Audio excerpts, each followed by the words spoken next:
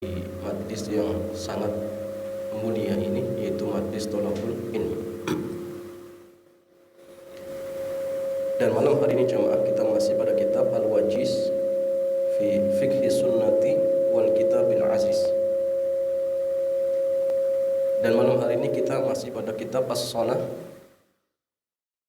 dan tema kita berkaitan tentang Qiyamul Lail, Qiyam al-Lail.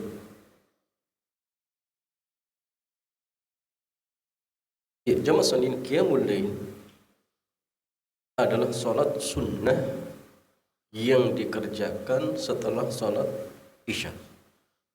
Disebut Qiyamul Lail. Sehingga Qiyamul Lail itu lebih umum daripada tahajud.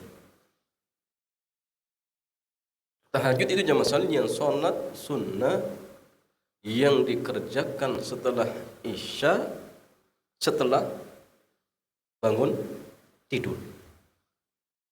Jadi syaratnya setelah Isya, yang kedua setelah tidur. Tapi kalau belum tidur, hanya disebut Qiyamul Lail. Ya. Maka tarawih kalau dikerjakan sebelum tidur namanya Qiyamul Lail. Tapi kalau tarawihnya dikerjakan setelah tidur, bisa masuk tahajud seperti itu. Syekh mengatakan Qiyamul Laili sunnatun mustahabbatun. Jadi Qiyamul Lail hukumnya sunnah yang sangat dianjurkan. Jadi ingat, sunnah bukan wajib, tapi ingat sangat dianjurkan. Wa huwa min ahammi khasa'isin muttaqin. Dan ia merupakan kekhususan yang sangat penting bagi orang-orang yang bertakwa. Jadi orang-orang takwa itu punya kekhususan. Tapi yang paling terpentingnya, paling berharganya adalah Qiyamul Lail. Nah, sehingga ciri orang-orang yang bertakwa ya Qiyamul Lail. Qiyamul Lail sama. Sebagaimana Allah Azza wa Jalla berfirman, innal muttaqina fi jannati wa uyun. Sungguhnya orang-orang yang bertakwa berada di kebun-kebun dan sumber-sumber mata air. Akhidina ma atahum rabbuhum. Mereka hendak mengambil apa yang telah Allah berikan kepada mereka. Innahum kanu qabla dzalika muhsinin. Sungguhnya mereka dahulu adalah orang-orang yang muhsin. Muhsin itu orang-orang apa? Yang suka berbuat baik. Ya. Dan ihsan itu tingkatan kebaikan yang sudah puncak tinggi. Wa kanu qalilan minal laili ma yahja'un. Dan mereka dulu ketika di malam hari sedikit tidurnya. Sedikit tidur. Tapi ingat nih, bukan sedikit tidur karena bergadang, bukan. Wa bil ashari hum yastaghfirun. Dan di waktu sahur mereka beristighfar kepada Allah. Nah, sehingga jamaah sekalian, di antara amalan yang sangat dianjurkan ketika waktu sahur adalah istighfar. Adalah apa? Istighfar. Samping sahur, makan sahur, maka iringi dengan istighfar. Iringi dengan istighfar. Wa fi amwalihim haqqul lisaili wal mahrum. Dan pada harta-harta mereka ada hak untuk orang yang minta, atau orang miskin yang minta-minta, atau orang miskin yang tidak meminta-minta. Ya, jadi dikasihkan kepada mereka. Ya. Nah, sehingga ini ayatnya menunjukkan bahwasannya ciri orang yang bertakwa adalah mereka suka Qiyamul Lail. Sedikit tidurnya dan mereka beristighfar di waktu sahur. Wa an Abi Malik al-Asy'ari, dari Nabi sallallahu alaihi wasallam qala, beliau bersabda, inna fil jannati ghurafan. Sesungguhnya di surga itu ada kamar-kamar. Yura dhahiruha min batiniha. Jadi bagian luarnya bisa dilihat dari bagian apa? Dalam. Wa batinuha, dan bagian dalamnya bisa dilihat dari luarnya. A'addahallahu ta'ala liman at'ama ta'am. Yang dimana Allah Azza wa Jalla sediakan surga itu untuk orang-orang yang suka memberikan makan. Nah, sehingga ini fadilah bagi orang yang suka apa jemaah? Bagi-bagi sedekah Jumat. Jumat, sedekah makanan. Tapi ingat ikhlas ya. Jangan mengkhususkan cuma hari Jumat. Tapi hari apa saja jemaah saja. Juga bagi-bagi. Atau sebagian kita yang buka warung gratis. Tapi ini juga perlu dilihat jemaah. Buka warung gratis, banyak warung yang laris. Gimana jemaah? Zalim tidak? Itu juga masalah jemaah. Ya kemasan tidak masalah, tapi ya tadi kalau bisa ya belinya ke warung-warung itu biar orang juga laris ya, seperti itu. Wa alan al-kalam, dan melembutkan apa? Ucapan. Enggak kasar ucapan. Enggak melekit ucapannya. Tetapi apa? Lemah lembut. Ya, apalagi zaman sekarang dengan sepasang suami istri. Dengan orang lain saja kita diperintahkan untuk berlemah lembut, apalagi dengan orang tua, dengan istri, anak, ya, maka harus lebih lemah lembut lagi. Wa adama siyam, dan selalu ya berpuasa sunnah.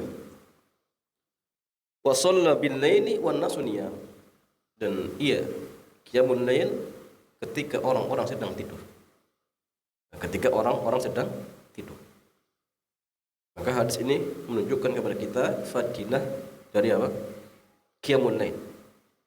Allah sediakan surga yang di dalamnya ada kamar-kamar yang bisa dilihat dari luar. Jadi luarnya juga bisa dilihat dari dalamnya. Yang kemudian masalah dia wa yata'akkadu istihbabuhu fi Ramadan. Jadi qiyamul lail itu lebih dianjurkan ketika di bulan Ramadan. Dari Abu Hurairah beliau mengatakan kana Rasulullah, dahulu Rasulullah yurakkib fi qiyami Ramadan. Beliau menganjurkan untuk qiyamul Ramadan min ghairi an ya'muru fihi bi azimatin. Tanpa beliau wajibkan. Fayaqul, dan beliau bersabda man qama Ramadan. Fayaqulu, barang siapa yang qiyamul Ramadan imanan, dengan penuh keimanan, wahtisaban, dan mengharapkan pahala dari Allah, ghufira lahu ma taqaddama min dhanbi, maka Allah akan mengampuni dosa-dosanya yang telah lalu.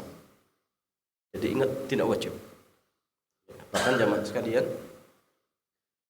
untuk menunjukkan bahwasanya qiyamul Ramadan itu enggak wajib, Nabi sempat sholat berjamaah. Malam pertama, ya, akhirnya para sahabat pada ikut. Kedua semakin banyak. Maka ketiga atau keempat, Nabi nggak datang. Apa alasannya? Takut kalau sholat tarawih diwajibkan. Kenapa? Karena wahyu tatkala itu masih turun. Sehingga mungkin saja hukum berubah. Ini alasan. Adapun sekarang yang masalah dia, syariat sudah sempurna. Wahyu sudah tidak diturunkan. Sehingga alasan dikhawatirkan yang menjadi wajib sudah tidak ada. Sehingga hukum sholat tarawih secara berjamaah apa? Sunnah. Karena memang sudah tidak ada kekhawatiran. Adapun Nabi meninggalkan di malam yang ketiga dan keempat karena ada alasan. Ya, karena ada alasan. Sehingga jamaah sekalian yang sunnah sholat tarawih itu berjamaah di masjid. Sekarang jamaah sekalian, berapa jumlah rakaatnya dari qiyamul lail? Aqalluhu raka'atan. Paling minimalnya 1 rakaat. Kenapa jemaah sekalian? Karena witir juga disebut qiyamul lail. Karena witir salat sunnah yang dikerjakan setelah isya. Ustaz, kalau misalkan suatu ketika seseorang menjamak takdim Isya dan Maghrib. Jadi kalau jamak takdim itu berarti Isyanya dikerjakan di Maghrib. Apakah kemudian setelah menjamak Isya tersebut boleh bagi dia untuk mengerjakan witir? Boleh tidak jam? Habis Maghrib pas selesai Isya, bolehkah kemudian witir? Ini waktu Isyanya belum. Jawabannya boleh. Kenapa jamaah sekalian? Karena memang sholat witir itu dikerjakan setelah Isya. Dan buat dia sudah Isya, maka hak dia boleh. Tapi buat yang lain yang dalam artian tidak menjamak, ya belum boleh. Kenapa? Karena belum Isya, seperti itu. Ya. Nah, sehingga minimal qiyamul lail 1 rakaat. Wa aktsaruhu ihda asrota, dan paling terbanyaknya adalah 11 rakaat. Dan ini jamaah sekalian perlu untuk ditinjau ulang kembali. Jadi kalau kemudian membatasi maksimal 11, maka pendapat yang kuat kurang tepat. Kalau kebanyakannya Nabi qiyamul lailnya 11, iya. Tapi kalau kemudian dibatasi, ini kurang tepat. Kurang tepat jemaah. Nabi Syekh mengatakan 11. Dalilnya 5 marra min qauli Aisyah, berdasarkan hadis dari Ibunda Aisyah di mana beliau mengatakan makana Rasulullah, tidaklah Rasulullah SAW menambah di bulan Ramadan wala fi ghairihi, dan tidak juga di selain Ramadan, ala ihda asrata rakaatan, melebihi 11 rakaat. Melebihi 11 rakaat. Hadis ini jamaah sekalian yang tepat bukan pembatasan.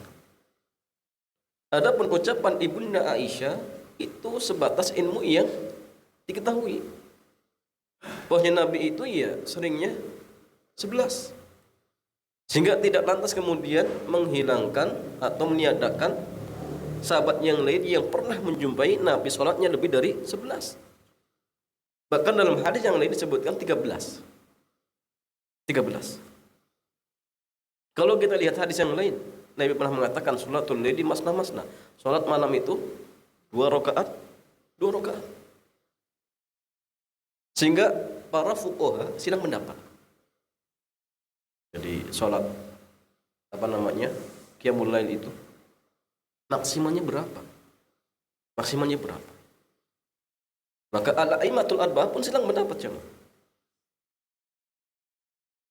Yang masyhur dari mazhab Syafi'i berapa? Berapa jemaah? 23. Imam Malik berapa? 36 kurang lebih. 36. Jadi memang silang pendapat. Sehingga yang tepat paling banyaknya ya, sesuai dengan kemampuan masing-masing. Tapi kalau yang sering dilakukan oleh Nabi 11 dan 13. Yang sering ya. Tetapi sekali lagi jamaah, ya, hadis-hadis ini tidak kemudian membatasi hanya 11 atau 13. Tetapi apa? Boleh lebih dari itu. Hadisnya tadi, sholatul laili masna-masna. Salat malam itu 2 rakaat. Sehingga boleh kalau misalkan kita sudah tarawih bersama imam, kemudian malam hari ingin nambah, itu boleh, tidak masalah. Cuma kalau memang sudah witir di awal, nanti kalau pas bangun malam hari jangan ditutup dengan witir lagi. Karena la witrani fi lailatin, tidak ada 2 witir dalam 1 malam. Ya, cukup di awal saja atau cukup nanti di akhir. Ya tergantung witirnya nanti. Ya, kemudian masalahnya masru'iyatul jama'ati fi qiyam Ramadan. Disyariatkan berjamaah ketika qiyam Ramadan. Dari Ibunda Aisyah radhiyallahu taala anha, beliau mengatakan anna Rasulullah sallallahu alaihi wasallam, bahwasanya Rasulullah sallallahu alaihi wasallam shalla dzata lailatin. Beliau salat di suatu malam fil masjid, di masjid. Fa shalla bi salatihi nasu. Ya. Maka orang-orang pun ikut sholat bersama beliau. Dan ini menunjukkan semangatnya para sahabat untuk mencontoh Nabi. Semangatnya mereka untuk beribadah kepada Allah Azza wa Jalla. Thumma shalla minal qabilati, kemudian salat di malam berikutnya jumlahnya semakin banyak yang mengikuti Nabi. Thumma tama'u minal lailati wa thalithati aw rabi'ah, kemudian mereka berkumpul di malam yang ketiga atau keempat. Falam yakhruj ilaihim, ternyata Nabi tidak keluar. Ya. Falamma asbah, ketika di pagi harinya, qala, beliau bersabda, qad ra'aitul ladzi sana'tu. Kata Nabi, saya telah mengetahui apa yang semalam kalian lakukan. Walam yamna'ni minal khuruji ilaikum, kata beliau, tidak ada yang menghalangiku untuk keluar salat bersama kalian, illa anni khasyitu an tufradu alaikum, kecuali saya khawatir kalau salat tarawih diwajibkan atas kalian. Itu yang Nabi khawatirkan. Wa dzalika fi Ramadan, dan itu terjadi di bulan Ramadan. Kemudian masalah yang dari Abdurrahman bin Abdul Qari. Beliau mengatakan, qala kharajtu ma'a Umar bin Khattab. Saya pernah keluar bersama Umar bin Khattab. Lailatan, di suatu malam di bulan Ramadan di masjid. Fa idzan nasu awza'un. Maka Umar menyaksikan para sahabat salat atau orang-orang ketika itu ya sedang salat sendiri-sendiri. Ya. Artinya itu mungkin umum ya, ada sahabat atau tabi'in ya. Jadi buat salat ada yang sendiri, ada yang jamaah, tapi beberapa orang sendiri. Ini jamaah, ini jamaah. Mutafarriqun, mereka berbeda-beda ya, seperti itu. Yusolli rajulu li nafsi, ada yang salat sendirian. Yusolli rajulu fa yusolli bi salatihi ar-rahtu, ada yang salat berjamaah dengan beberapa orang. Faqala Umaru, maka Umar mengatakan, inni ara law jama'tu haula'i ala qari'in wahidin. Maka Umar mengatakan, saya berpendapat seandainya saya kumpulkan mereka pada satu imam, lakana amsal, maka ini lebih afdol, lebih baik. Thumma azama fajama'ahum ala Ubay bin Ka'ab, maka beliau pun ya, mengumpulkan mereka ya, dengan diimami oleh Ubay bin Ka'ab. Thumma kharajtu ma'ahu lailatan ukhra, kemudian saya pun keluar bersama beliau di malam yang lainnya. Wan nasu yusalluna bi salati qari'ihim. Maka orang-orang pun salat dengan imam mereka.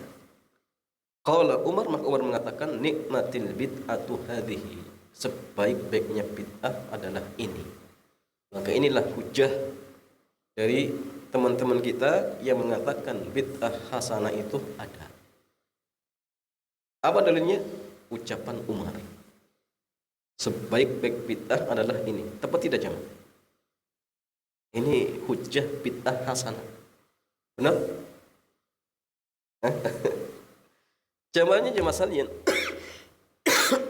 Ucapan Umar ini, sebaik-baik bid'ah adalah ini. Ini bukan bermaksud berarti ada bid'ah hasanah, bukan.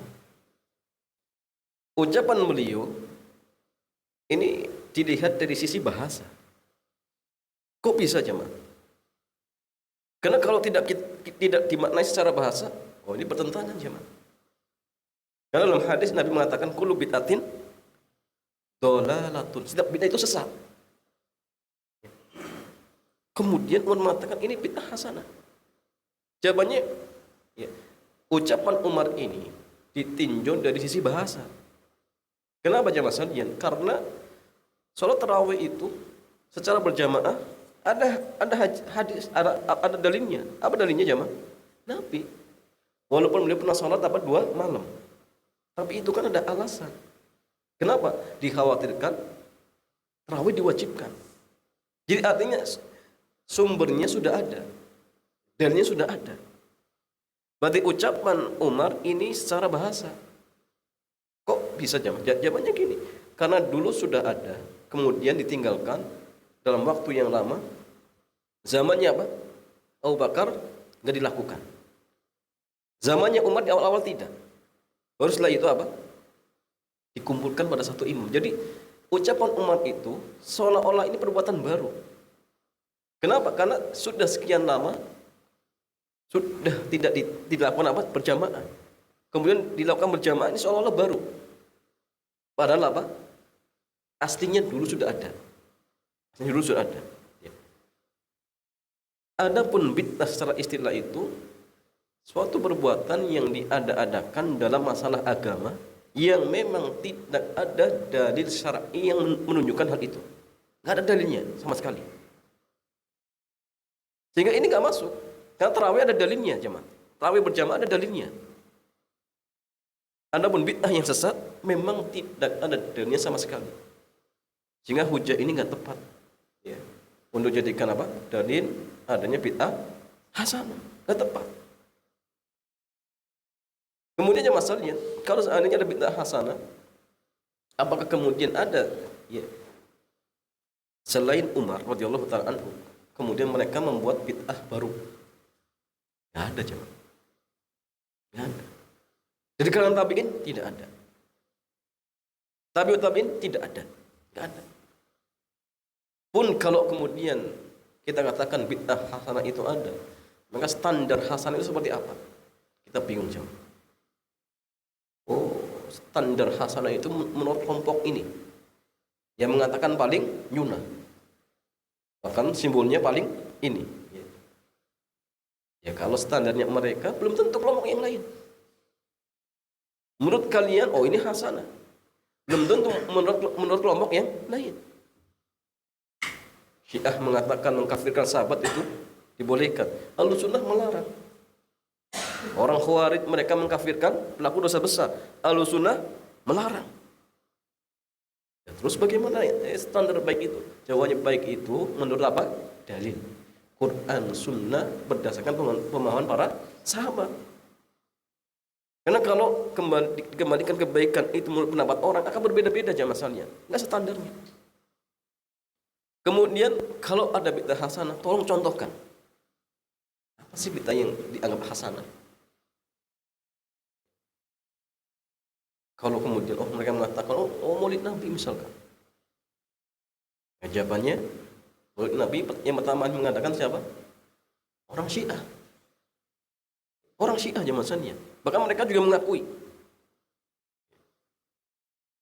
Berarti ini sunnahnya orang Syiah, bukan sunnahnya kita, jemaah.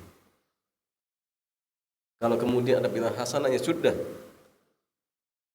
Berani tidak ketika kita mau sholat apa? Tahajud, azan di masjid, manggil orang. Azan kan baik. Manggil orang sholat itu kan baik. Jawabannya tentu mereka nggak berani. Kenapa? Nabi tidak mencontohkan. Ya jawabannya sama. Kenapa bid'ah hasanah itu sesat? Ya jawabannya karena Nabi tidak melakukan. Selesai. Kenapa nggak berani maghrib ditambahkan menjadi 4 rakaat? Lalu ketika menambahkan rakaat, berarti dia akan banyak baca Al-Fatihah. Banyak ruku sujudnya. Apakah Al-Fatihah salah? Ruku salah? Sujud salah? Apakah dengan sebab baca Al-Fatihah kemudian orang berdosa? Bukan itunya. Baca Al-Fatihah ibadah, ruku ibadah. Yang masalah dia menambah-nambah tata cara baru dalam masalah agama.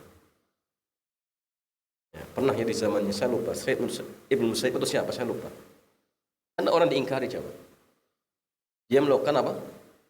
Bid'ah dalam masalah sholat.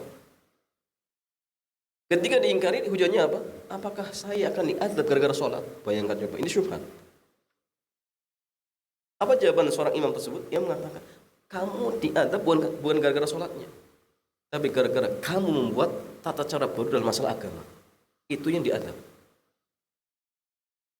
Karena kan sebagian orang itu ketika ingkari, nggak boleh atau tahlilan itu bid'ah. Kemudian mereka membantah apa? Oh berarti baca la ilaha illallah tidak dibolehkan. Bukan itu yang kita ingkari. Yang kita ingkari ritualnya. Dia membuat apa?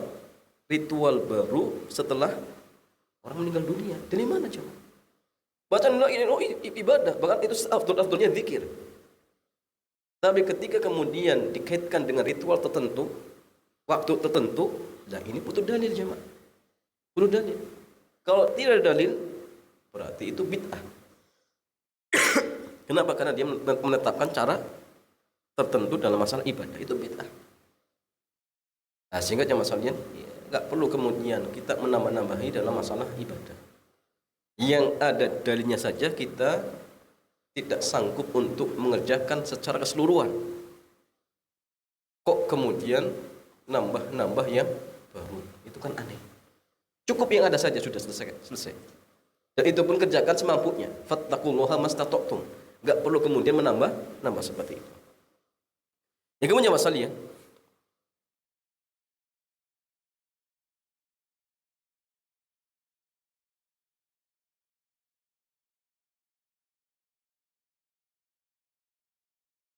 Istihbabu sholati rajuli bi ahli min ghairi Ramadan. Dianjurkan seseorang sholat berjamaah dengan keluarganya di selain Ramadan. Jadi Abu Sa'id beliau mengatakan, qala Rasulullah, Nabi bersabda, idza aiqadha rajulu ahla.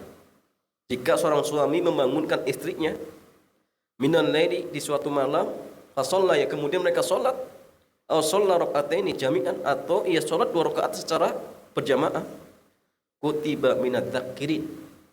Maka mereka dicatat ya, minadz dzakirina, sebagai orang-orang yang zikir, ingat kepada Allah, atau orang yang selalu berzikir kepada Allah Azza wa Jalla.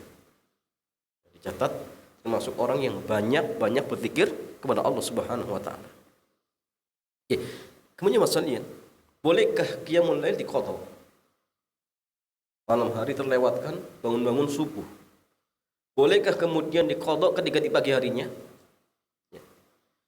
Dari Ibunda Aisyah beliau mengatakan, karena Rasulullah, dahulu Rasulullah ketika terlewatkan qiyamul lail min waj'in, karena sakit atau alasan yang lainnya, shalla minan nahari, maka beliau salat di siang harinya 12 rakaat. 12 rakaat. Hingga para ulama kita mengatakan gini, kalau seseorang terlewatkan dari qiyamul lail, maka boleh diqadha. Cuma cara mengqadhanya, kalau kebiasaan dia 11 rakaat, misalkan, qadhanya berapa? 12. Kalau biasanya 5, qadhanya 6. Jadi digenapkan. Kenapa jamaah sekalian? Siang hari enggak ada witir. Siang hari tidak ada apa? Witir. Kalau biasanya 1 rakaat berarti 2. Jadi artinya gini, qadhanya genap, bukan apa? Bukan ganjil. Jadi pendapat yang kuat. Pendapat yang kuat. Dari Umar bin Khattab beliau mengatakan, Rasulullah beliau bersabda, man nama an hisbihi, barang siapa yang salat, barang siapa yang tertidur ya dari bacaan apa namanya di malam hari atau dari qiyamul lail, au an syai'in minhu, atau sesuatu darinya, kemudian dia baca ma baina salatil fajri wa salatil duhur, antara setelah salat subuh dan zuhur, kutiba lahu ka'annama qara'ahu minal lail, maka dia dicatat seolah-olah telah membacanya di malam hari. Jadi jamaah sekalian, kalau kita ingin mengqadha, usahakan kalau bisa jangan melewati zuhur.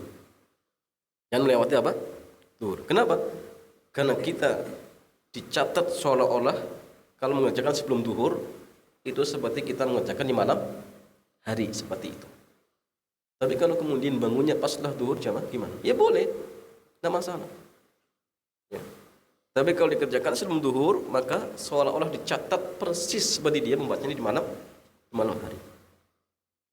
Ya kemudian masalahnya, karahiyatu tarki qiyamil laili liman iqtadahu. Liman iqtadahu, ya. Jadi makruh meninggalkan qiyamul lail bagi orang yang sudah terbiasa.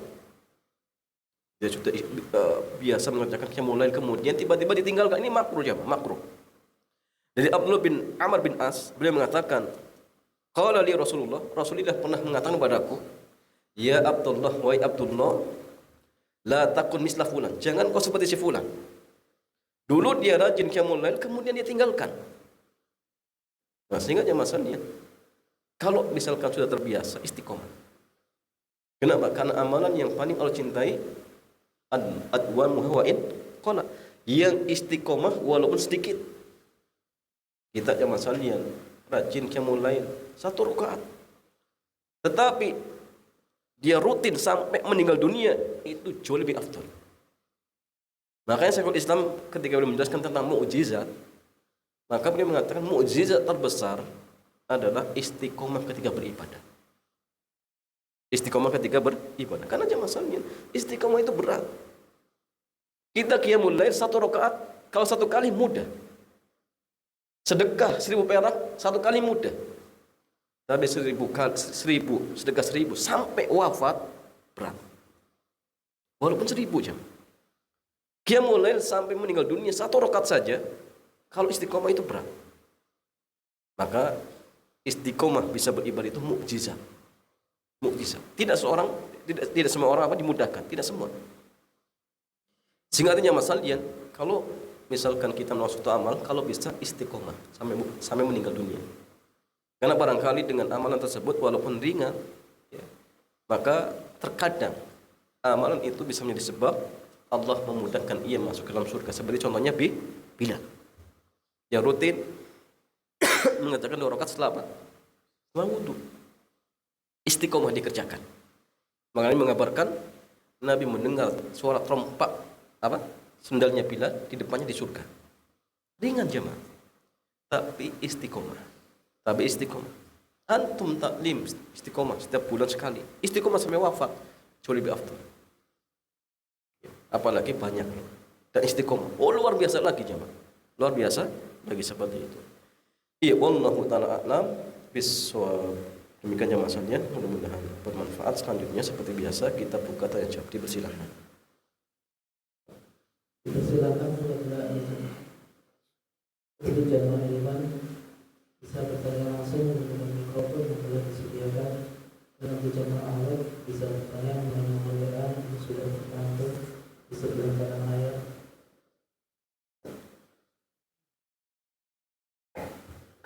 Assalamualaikum warahmatullahi wabarakatuh. Kami mohon penjelasan pertama, penegasan pembedaan antara yang bid'ah hasanah dan yang bid'ah batasannya pasti apa? Pertama. Lalu yang kedua, tadi disebutkan bahwa bid'ah itu bukan yang baru. Kalau dibandingkan dengan melakukan sesuatu yang tidak dianjurkan, tapi juga tidak ada larangan, itu membedakannya gimana? Terima kasih. Wassalamualaikum warahmatullahi wabarakatuh. Waalaikumsalam warahmatullahi wabarakatuh. Sama apa tadi? Oh, nah.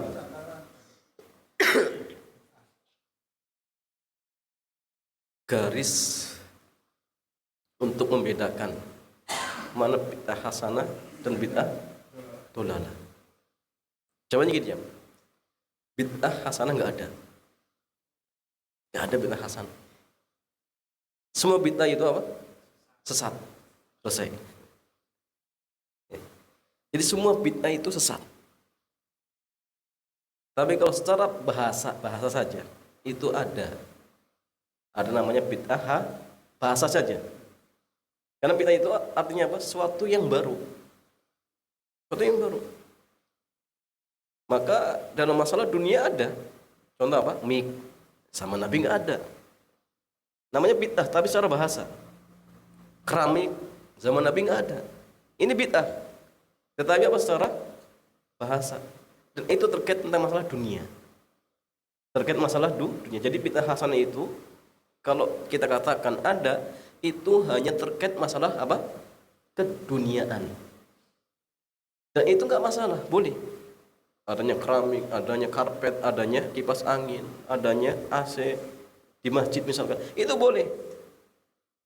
Ini namanya apa? Bid'ah hasanah secara bahasa.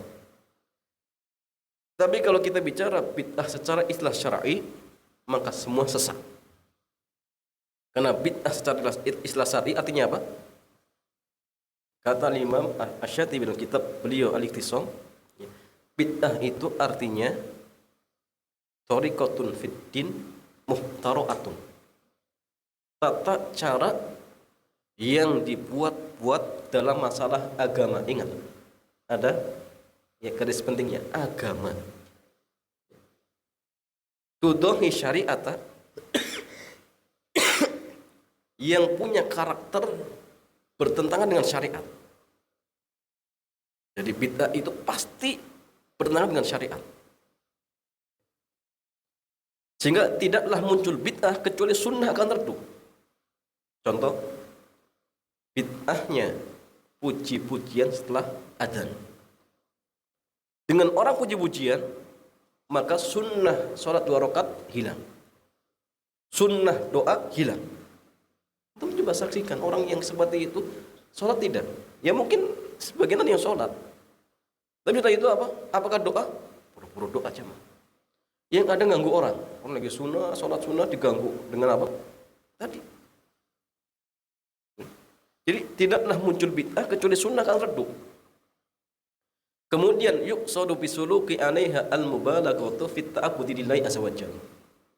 Yang ketiga, niat pelakunya adalah untuk berlebih-lebihan di dalam beribadah. Jadi kata mereka, kalau hanya mencukupkan dengan sunnah enggak marem. Kalau mengingat Nabi hanya dengan membaca sirahnya enggak marem. Akhirnya apa? Adakanlah maulid. Kalau menguburkan jenazah hanya sekedar di apa? Mandikan, dikafani, disolati, didoakan itu enggak mantap. Akhirnya tambah-tambahin dengan ritual tadi. 7 hari, 40 hari. Jadi kata mereka sunnah enggak mantap. Butuh ditambah. Jadi dianggap sunnah syariat itu masih kurang.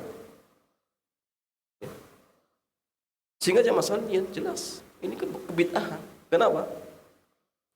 Karena Allah Azza wa Jalla berfirman, "Al-yauma akmaltu lakum dinakum wa atmamtu 'alaikum ni'mati wa raditu lakum al-Islam dinan." Syariat Islam sudah sempurna. Yang namanya sesuatu yang sempurna itu enggak butuh penambahan, tidak butuh pengurangan. Cukup silakan kerjakan apa yang ada saja. Seperti itu jemaah. Ya, jadi bid'ah di dalam syariat itu semuanya sesat. Orang nambah-nambahin dalam masalah agama semuanya sesat. Yang dikatakan dalam artian bid'ah yang boleh itu dalam masalah keduniaan, itu boleh, tidak masalah. Dan itu tergantung apa? Wasilah. Kalau untuk yang baik menjadi baik, kalau untuk yang buruk menjadi buruk, seperti itu. Sehingga ada istilah al-masalihul mursalah. Jadi masalihul mursalah itu gini, sesuatu yang syariat tidak melarang, tidak memerintahkan. Namanya masalihul mursalah. Jadi syariat tidak melarang, tidak memerintahkan. Maka ini kembali kepada tujuan. Al-wasailu kal maqasidi. Contoh, adanya sekolahan. Zaman Nabi nggak ada kurikulum pendidikan. Sekolah kemudian dikumpulkan, ada jenjang. Ini nggak ada zaman. Tapi ini babnya masalihul mursalah. Syariat tidak melarang, tidak memerintahkan. Sehingga ketika ada maslahat boleh, tidak masalah. Bagaimana cara membedakannya gini? Perkara itu termasuk masalihul mursalah atau bid'ah yang sesat. Pertama, kalau ada suatu perkara yang dimana faktor pendorongnya ada, tapi Nabi meninggalkan, berarti melakukannya itu bid'ah. Jadi sesuatu yang faktor pendorongnya ada, tapi Nabi meninggalkan, berarti itu bid'ah kalau dilakukan. Contoh, adzan di kuburan. Adzan di kuburan itu jamaah sekalian, di zaman Nabi ada orang meninggal? Ada. Faktor mendorong untuk adzan ada orang mati, ada orang meninggal. Tapi Nabi meninggalkan, tidak melakukan.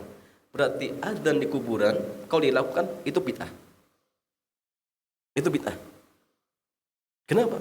Faktor pendorong ada, tapi Nabi meninggalkan, berarti kalau dilakukan itu bid'ah. Kalau masalah musalah itu gini jamaah. Faktor faktor pendorong ada, tetapi ya, sebab-sebabnya belum ada. Jadi contohnya gini, mengeraskan suara ketika ceramah, apakah butuh di zaman Nabi? Butuh. Tetapi wasilahnya nggak ada. Seperti mik, ilmu tentang mik, tentang pengeras suara belum ditemukan. Belum ditemukan. Ya. Sehingga kalau kemudian sekarang ditemukan, ini bukan bid'ah. Kenapa? Karena di zaman Nabi faktor pendorong ada, tetapi apa? Istilahnya apa bahasa kitanya? Wasilahnya itu belum memungkinkan. Sehingga kalau kemudian di zaman sekarang ditemukan, ini bukan bid'ah. Seperti contohnya karpet. Zaman Nabi nggak ada karpet, adanya pelepah kurma. Tapi butuh orang sholat pakai apa? Alas. Butuh. Cuma karena zaman Nabi belum ditemukan ilmunya sehingga tidak dilakukan. Maka kalau di zaman kita kemudian pakai karpet, ini bukan bid'ah. Kenapa? Karena seandainya pun di zaman Nabi ada, pasti dilakukan. Atau pasti diambil misalkan seperti itu. Ini antara bedanya seperti itu. Oke. Ya kemudian jamaah sekalian, apa yang kedua tadi?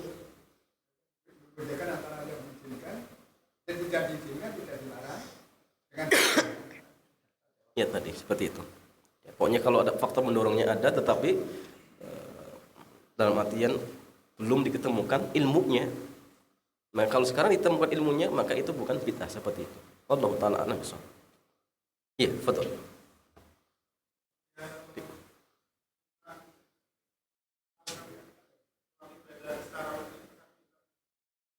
Tentang apa? Iya.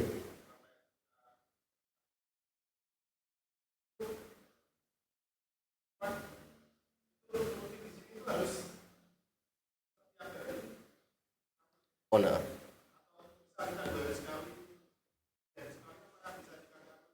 Iya. Nah, jadi gini Mas Solian. Orang dikatakan sudah istiqomah itu ketika dia mengerjakan sudah berapa kali ya Mas? Jawabannya minimal 3 kali. Jelas? Jadi kalau seorang hari ini tahajud, besok tahajud, berarti ini sudah dianggap rutin. Kalau kemudian hari keempat ada uzur, sakit misalkan, maka orang seperti ini boleh dia mengqadha. Boleh. Karena syaratnya mengqadha ibadah sunnah itu dia termasuk orang yang istiqomah. Dianggap istiqomah itu kalau dia sudah mengerjakan sampai 3 kali. Makanya seorang wanita dianggap punya adat ketika haid itu kalau terulang 3 kali. Misalkan bulan ini 6 kali haid, bulan depan 6 kali, bulan depan 6 kali, berarti kebiasaan haidnya dia apa? 6 kali. Nah, orang kalau misalnya tahajud 3 kali, itu sudah dianggap apa? Rutin. Kemudian hari berikutnya ada udzur tidak tahajud, boleh diqadha. Berikutnya sholat lagi. Maka dia berarti istiqomah. Artinya gini, istiqomah itu dia mengerjakan 100 menerus. Ditinggalkan kalau memang ada udzur syar'i. Ya, contoh sakit, apa lagi jemaah? Ya mungkin karena safar dan sebagainya. Kemudian dia tidak qiyamul lail. Maka dia masih dianggap orang yang istiqomah. Jadi tidak kemudian dia meninggalkan dengan sengaja. Hari ini sholat, besok tidak sengaja, nggak ada udzur, ini nggak istiqomah namanya. Jadi pertama untuk dianggap dia istiqomah 3 kali dulu. Setelah itu kalau misalkan tidak dikerjakan, apa alasannya apa dulu?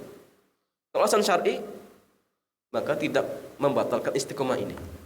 Tapi kalau kemudian sengaja, dia ada kemampuan kemudian sengaja, ya sudah. Kalau begitu berarti apa? Sudah tidak istiqomah lagi seperti itu. Wallahu ta'ala a'lam bishawab.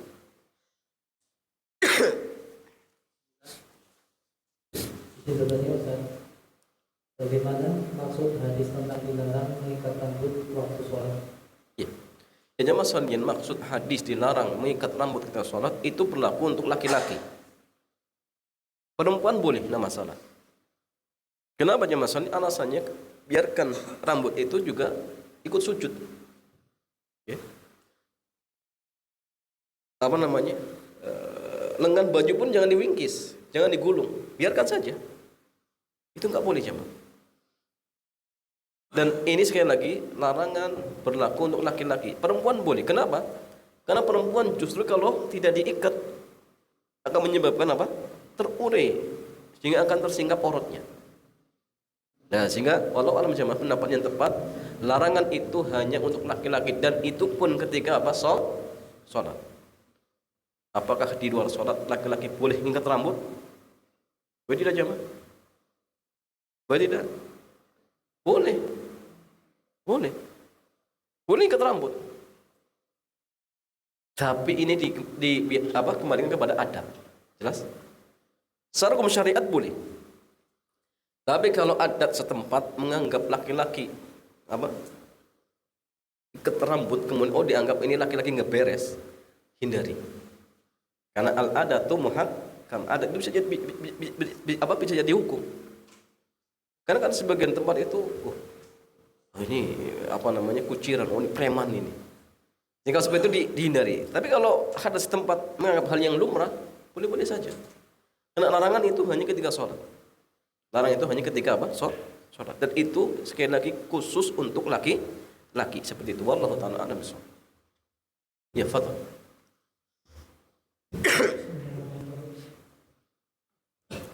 Ustaz, waktu yang mulai kan dikatakan setelah Fatihah. Nah, Kita langsung waktu kita jam 7 Fatihah.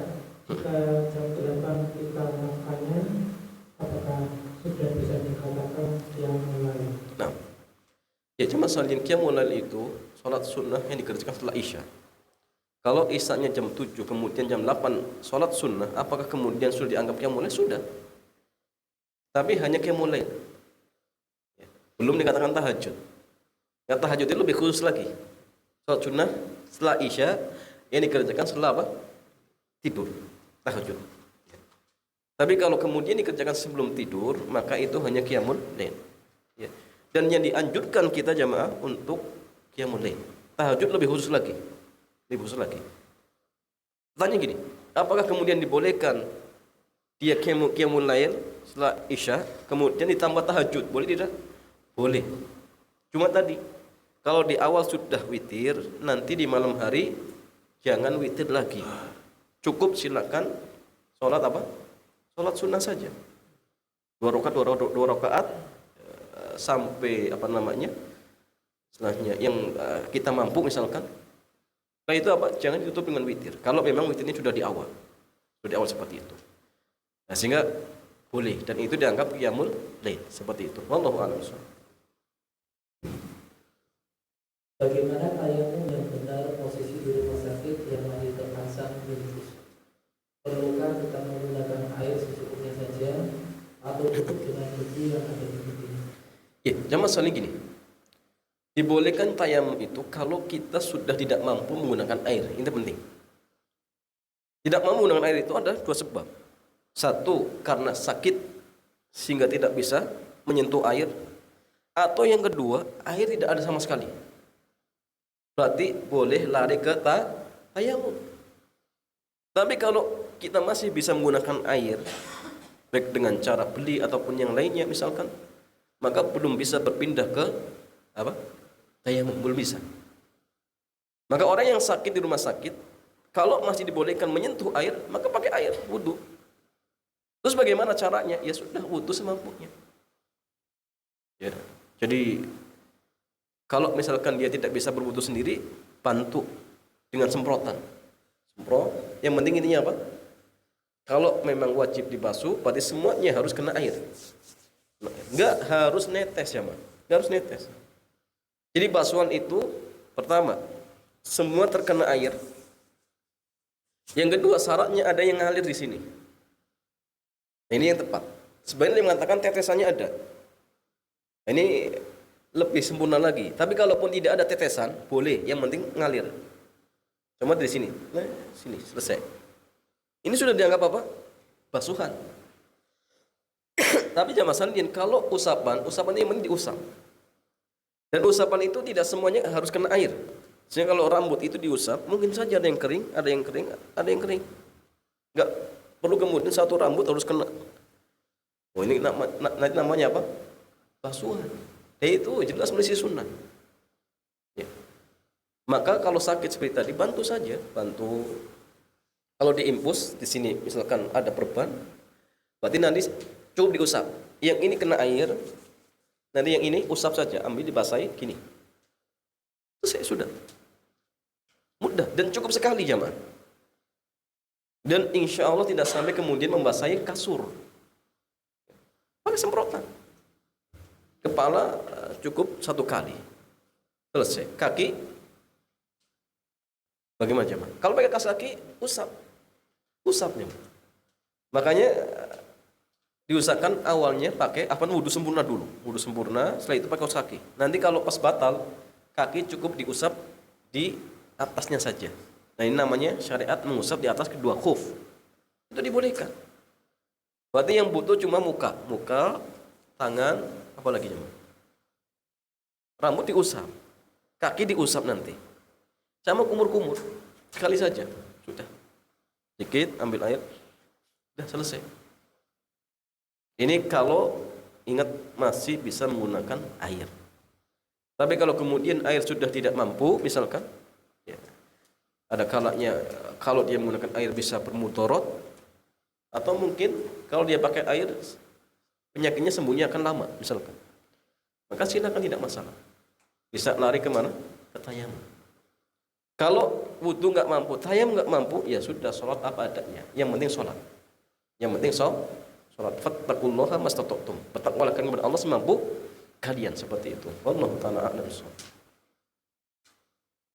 Fadhal.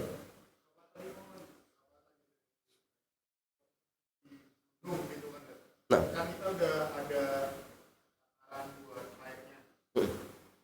Itu harusnya gimana? ya. Gini aja Mas Saling, kalau misalkan kita lagi naik gunung, kita bawa air, cuma kita butuh untuk minum. Kalau dipakai untuk wudhu, kemungkinan kehausan. Terus bagaimana? Ya sudah, tayamum. Tayamum boleh. Para sahabat Mas Saling ketika mereka naik kapal, mereka juga bawa apa? Bawa sedikit air, cuma cukup untuk minum. Maka mereka bertanya, ya Rasulullah, apa namanya? Nahmilul bahra, kita berlayar dengan lautan. Wa nahmilul ma'anan al-ma'a qalil, ya. Dan kami membawa sedikit air. Maka pertanyaan para sahabat, hal natawaddo min ma'il bahr? Apakah dibolehkan bagi kami untuk berwudu dengan air laut? Dia mengatakan, wa tahuru ma'uhu al-hillu maitatuhu. Maka air laut itu suci dan mensucikan, kemudian bangkainya halal. Sehingga ini menunjukkan satu, air laut itu suci. Dan dia boleh pakai air laut. Jangan pakai apa? Air yang untuk minum. Sebagian ada yang berhujjah dengan hadis ini, bahwasanya air laut itu bisa sebagai obat. Kena sihir, mandi air laut. Antum sakit, mandi air laut, bisa sembuh. Kenapa? Wat tahuru ma'uhu. Jadi air laut itu mensucikan, membersihkan. Ada yang mengatakan berhujjah tadi menyembuhkan penyakit. Maka sering-seringlah mandi di laut. Kalau antum kudisan mandi di laut, antum lagi sakit di laut. Ada yang mengatakan hujjah dengan hadis ini bisa sembuh. Termasuk orang kena kesurupan, kena sihir, mandi di laut akan disucikan. Karena mensucikan itu umum, bisa jasad, bisa penyakit. Seperti itu. Nah, jadi kembali ke tadi ya, orang yang naik gunung, kemudian dia hanya bawa air, dan itu untuk minum. Kalau misalkan dipakai untuk wudhu, dia kehausan. Maka tatkala itu silakan boleh tayamum. Ustaz, tapi kalau ada embun gimana? Kalau masih ada embun, pakai embun. Ya, misalkan pagi-pagi ya, embun ada, pakai embun. Ya rumput-rumput boleh, enggak masalah. Enggak masalah. Tapi kalau kemudian embun pun nggak ada, ya sudah tayamum. Air itu buat minum saja. Buat minum. Dan kemudian buat putus lah itu kelaparan, kehausan, jangan. Ini membahayakan diri seperti itu. Wallahu ta'ala a'lam bishawab.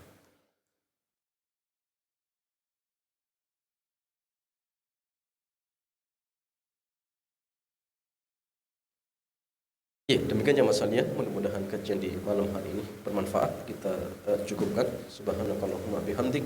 Asyhadu an la ilaha illa anta astaghfiruka wa atubu ilaik. Assalamualaikum warahmatullahi wabarakatuh.